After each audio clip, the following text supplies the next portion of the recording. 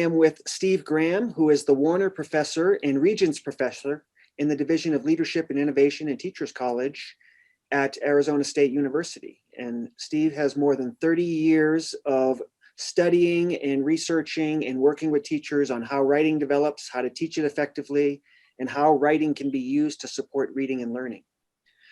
So thank you for joining me, Steve. Essentially, what I would like you to talk about is when you think about writing instruction in elementary classrooms, what do you see as those essential elements or practices that should be occurring every day? What should administrators look for when they're visiting classrooms and talking with teachers about writing instruction? I can boil this down to 5 words, which obviously being a professor, I'm going to elaborate on at some length. But the 5 words are: kids need to write, support, or we need to support them as they write, teach, we need to teach them critical skills processes, connect, we need to connect reading, writing, and learning, and create, we need to create environments in which kids are supported, feel comfortable taking risks, and can achieve. So I'd like to start with the first one, that students need to write. The What Works Clearinghouse Guide, the recommendation at the elementary level is that at least 1 hour a day be given over to writing instruction. Now, the way that we broke that down is we suggested that at least 30 minutes a day for children in the elementary grades be spent writing and 30 minutes on instruction. I would see this as the minimal amount of time. Now, I know that for some of you who are principals, when you hear an hour a day, you're going to go, whoa, where am I going to find that time? So one of the things that I'd like to make the point is that it's time well spent. And so why do I say that? So one, writing is the most common way in the elementary grades and beyond that we assess students' knowledge. And so kids who don't write well, who are on it at a disadvantage, when we ask them to share what they know in either essays or written comments, etc., for tests. Second, we use writing to communicate with family, friends, and others. We use writing as a way to share information and gather information. We use it to share our opinions and persuade others. We use it to create imaginary worlds and entertain other people. We use it as a way of exploring who we are. And we also use it as a way of healing our wounds when we write about things that are difficult for us. But beyond that, writing's not just important in and of itself, it's important for learning and reading. So we're absolutely certain that when you write about material that you're learning in the classroom, kids understand that material better. We're also absolutely certain that when students write about the material that they read, they comprehend it better. We also know that when they write more, coming back to what I just said, they need to write, their reading comprehension improves. And when we teach writing, reading improves as well. So there's like a triple bonus here when you ask kids to write. Now, I suspect for some of you, you might be thinking, oh my God, I can't increase the amount of writing students do because my teachers will have to give too much feedback. And feedback's important, absolutely.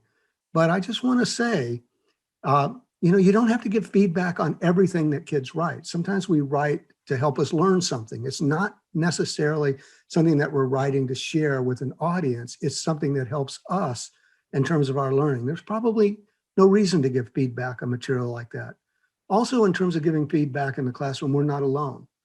We can teach other kids to give feedback on each other's writing. We can teach kids to evaluate and give feedback to the materials that they produce themselves.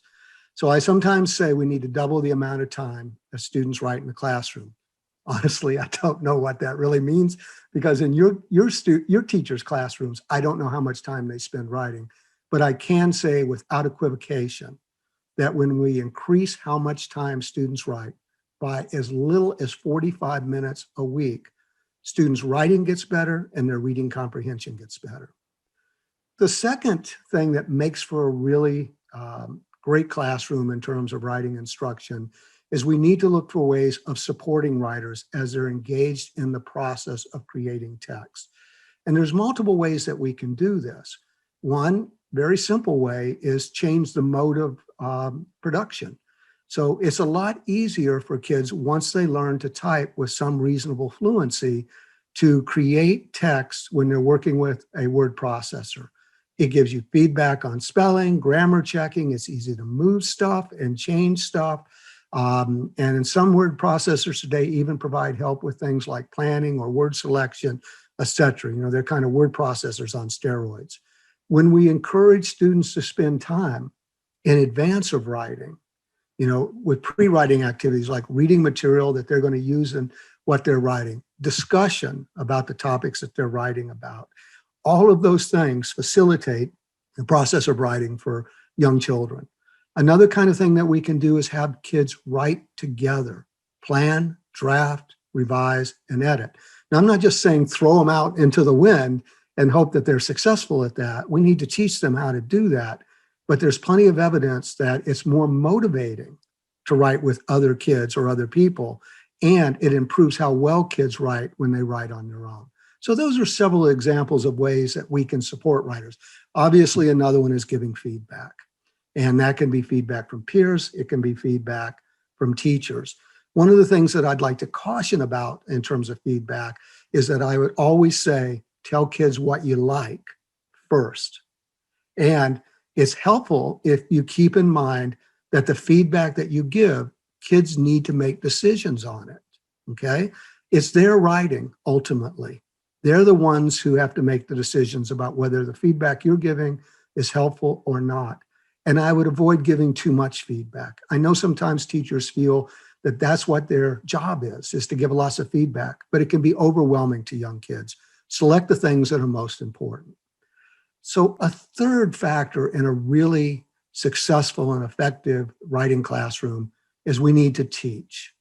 So what is it we need to teach to elementary students in terms of writing? Well, one thing is absolutely certain.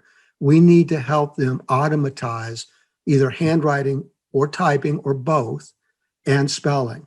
And so it doesn't mean that they're going to know how to spell every word that an adult does, because most of us can spell 15,000 words. But we don't want to have the situation, which I've sometimes seen, where you have a kid misspell 1 out of every 4 words. That interferes with the other aspects of writing, like planning, sentence construction, and content generation. What we've seen over and over is that when you help kids master transcription skills in writing, not only do those transcription skills get better, but the quality of their text gets better as well. Because what you've done is you've opened up other space to carry out different processes like planning, evaluating, and revising more successfully. We also need to help kids become more facile. Notice I didn't say automatic with sentence construction. I would say about 80% of the cognitive effort that writers engage in as they're composing is at the sentence level. They have to select the right words for their intention. They have to put it in the right vessel or sentence to convey their ideas. And students bring a lot of expertise on this from their oral language, but they need help being able to translate that in terms of written text. Another thing that we need to be sure about in terms of teaching is making sure that students are familiar with the purposes and the building blocks of different writing genres. Writing isn't the same thing for everything that you write. A persuasive text is different than a story. An information text is different than a persuasive text. They each have their own building blocks and purposes, and students need to learn what those are. A fourth thing that I think is critical, and I don't see it happen often enough, to be really frank, is connecting writing, learning, and reading. We just completed an analysis of studies recently where we looked at classrooms where 60% of the time was spent either teaching reading or teaching writing, and the other percent either teaching reading or writing. So it was a balanced reading and writing approach. And guess what? When classrooms did that, their students did better in both reading and writing than when either just writing was mostly emphasized or reading was mostly emphasized. We also want to look for ways of taking writing out of the reading classroom or the language arts block and bringing it into social studies, science, and math. One, that increases how much kids write. And second, it has the positive effect of increasing learning in those content areas. So we want to be very innovative and creative in terms of how we connect writing, learning, and reading. And then finally, we want to create classrooms in which kids can succeed as writers. So one of the things that we did in terms of thinking about this is we looked at studies that examined really expert and successful literacy teachers, those teachers who got 2 years of growth in literacy versus a year of growth. And one of the things that was consistent across these teachers and the studies that we looked at is they created classrooms in which kids could flourish. They self-regulated their own reading and writing activities. Teachers were positive and motivated about writing, sharing their own writing with kids. Writing was all over the classroom. You saw it on the walls, you saw it on kids' desks, you saw anthologies that kids produced, and teachers encouraged students to take risk without negative benefits around them. So, grading wasn't always the thing that was most upper in teachers' minds because they wanted students to try out new approaches and new ideas. And it's always difficult.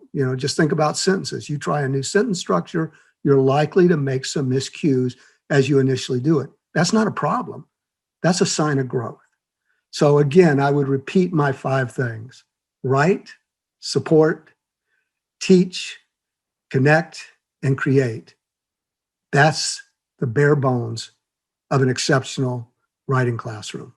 Thank you.